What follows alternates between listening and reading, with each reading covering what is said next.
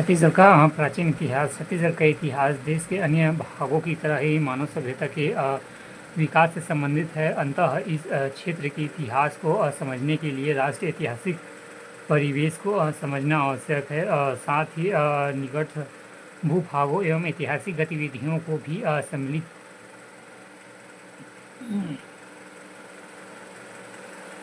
करना आवश्यक है, क्योंकि अंचल का इतिहास भौगोलिक एवं राजनीतिक दृष्टि से सदैव समवर्ती क्षेत्रों से प्रभावित एवं समय समय पर संबंध रहा है। छत्तीसगढ़ का ज्ञात इतिहास जो विभिन्न स्रोतों से पुष्टि हो सकता है, मौर्य काल से प्राचीन नहीं है, किंतु किंवदंतियों एवं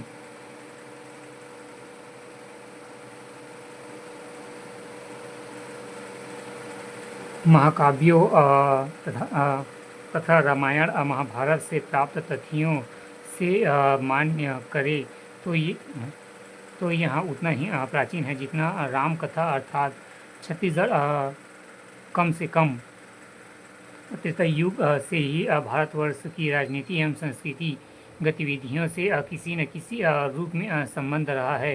पुरातात्विक साक्ष्य बताते हैं कि छत्तीसगढ़ प्रभाषिक मानव की क्रीड़ा स्थली रहा है। इस खंड में मानव विकास के काल से 20वीं सदी तक के ज्ञात घटनाओं का विवरण उपलब्ध साहित्य के आधार पर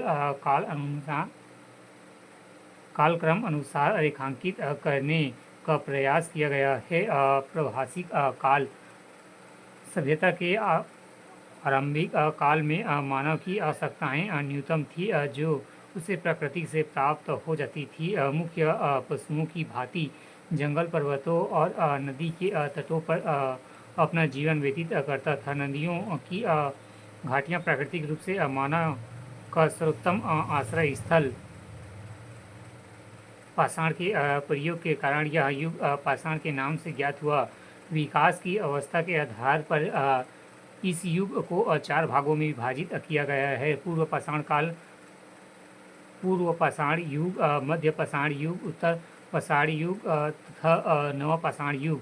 पूर्व पाषाण युग के औजार महानदी घाटी तथा रायगढ़ जिले के सिंघनपुर से प्राप्त हुए हैं। मध्य युग के लंबे फलक अर्ध चंद्राकार लघु पाषाण के औजार रायगढ़ जिले के कबरा पहाड़ से चित्रित सलासराय के निकट से प्राप्त हुए हैं। उत्तर पाषाण युग के लघुकृत पाषाण औजार महानदी घाटी बिलासपुर जिले के धनपुर तथा रायगढ़ जिले के सिंघनपुर के चित्रित शैलगृहों के निकट से प्राप्त हुए हैं। छत्तीसगढ़ से लगे हुए उड़ीसा के कालाहांडी, बलंगीर एवं संबलपुर जिले की तेल नदी तथा उनकी सहायक नदियों के तटवर्ती क्षेत्र के लगभग 26 स्थानों से इस काल के औजार प्राप्त हुए हैं।